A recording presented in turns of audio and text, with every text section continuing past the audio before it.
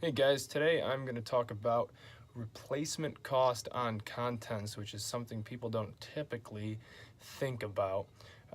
Not a super exciting topic until you actually experience a claim, and I think it's one of the biggest points of friction when it comes to settling a claim.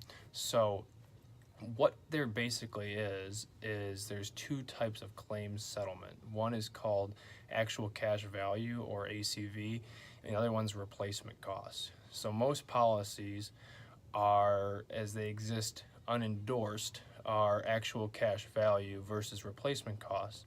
Now, most consumers think that they have replacement cost settlement and they actually have actual cash value. And again, what that leaves is a lot of frustration at the point of claim. So let me start by explaining a couple things. Contents is explained in your policy that everybody reads, right? Contents is typically your coverage C, and it lists basically the dollar amount for all of your things. So that's TVs, clothes,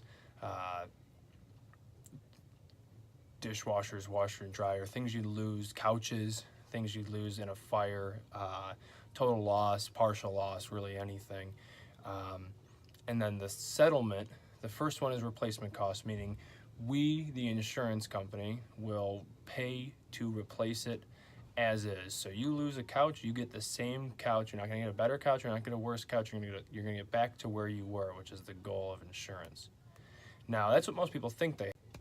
Actual cash value is defined as purchase price minus depreciation. So we're going to pay you a depreciated cost of that. So, for example, say you have a laptop and it costs you $1,000 to purchase. There's industry standards on depreciation. So, for example, a laptop is about 5 years. And so what they do is they take the cost of that laptop, divide it by 5, and so each year you lose $200 of value. So if you've owned that laptop for 2 years, the depreciated cost is now $600.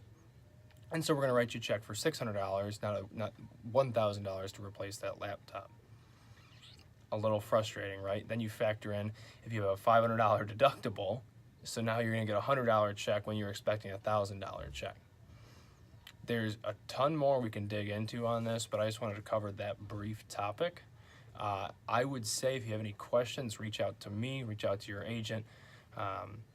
Make an educated decision together so that way you know that you're covered in the event of a claim. Hope you never have to experience one, but the last thing we want is surprises when you're already frustrated from a claim. So that's all I got today, guys.